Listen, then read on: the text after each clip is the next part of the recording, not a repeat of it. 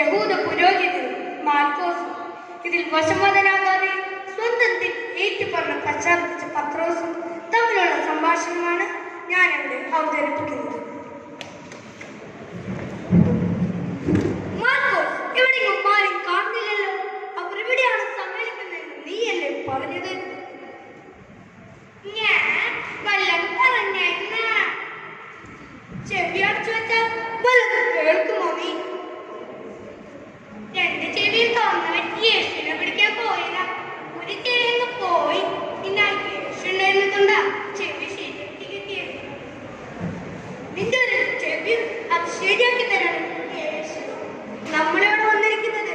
യേശുവിന്റെ മഹത്വം പ്രഘോഷിക്കാനല്ല, അവനതിന് സാക്ഷികൾ തേടിയാണ്. സാക്ഷികളില്ലാതെ അവിടെ ചെന്ന എന്റെ കഴുത്തിൽ തല കാണില്ല. ഇതുപോലത്തെ കുറെ തലകൾ പോയെങ്കിൽ ഈ നാട് രക്ഷപ്പെട്ടേനെ. അസ്ഥാനത്തുള്ളിൽ നിന്റെ ഈ തമാശ അതിര് കടക്കുന്നു. പ്രഭോ, നിങ്ങൾ കൊല്ലാൻ പോലെ ചെയ്യുന്ന യേശു നന്മയുടെ നിറകുടമാണ്. അധിക പ്രസംഗി, നിർത്തു നിന്റെ ജൽപ്പനങ്ങൾ. യൂദാസ്നാന്റെ കുരുവിനോടില്ലാത്ത അലിവ് സ്നേഹവും എന്റെ ഉപ്പും ചോറ് തിന്നുന്ന നിനക്ക് വേണ്ട. വേണ്ട, ഉണ്ട ചോറിന് നന്ദി കാണിച്ച് ഈ സാധ്യമെങ്കിൽ ശിവയോനെ പാട്ടിലാക്കി സാക്ഷി പറയുന്നു. അല്ല, അവ നമ്മുടെ കൂടെ നിൽക്കുമോ? നിൽക്കും. 30 100 വെള്ളി നാണയം അല്ല, സ്വർണ്ണ നാണയങ്ങൾ നാം അവന്താ വരുന്നുണ്ട്.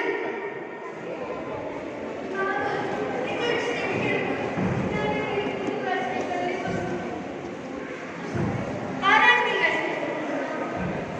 ഞങ്ങൾ യോഗനറിയാം. കൂടുതൽ ചോദ്യമൊന്നും വേണ്ട. ഒന്ന് ഹൃദയം പൊട്ടിക്കരയാൻ അല്പം ആശ്വസിക്കാനുമാണ് ഈ സംഗതിയിലേക്ക് ഞാൻ ഓടി വന്നത്.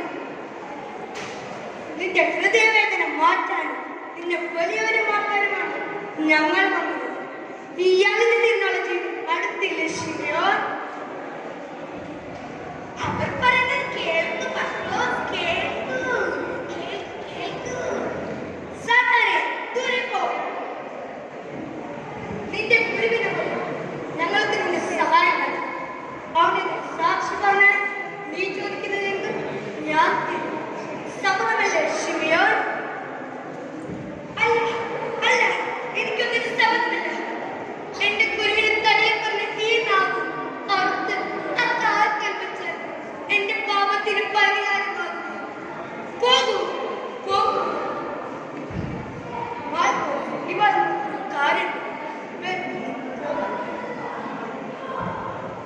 സ്വർഗരാജ്യത്തിന്റെ താക്കോലുകൾ എന്റെ നാവിൽ നിന്ന് സ്വീകരിച്ച് ഞാൻ ചെയ്തു. എന്റെ അനുഭവിക്കുന്ന ഹൃദയം അവിടുന്ന് കാണുന്നുണ്ട്. എന്റെ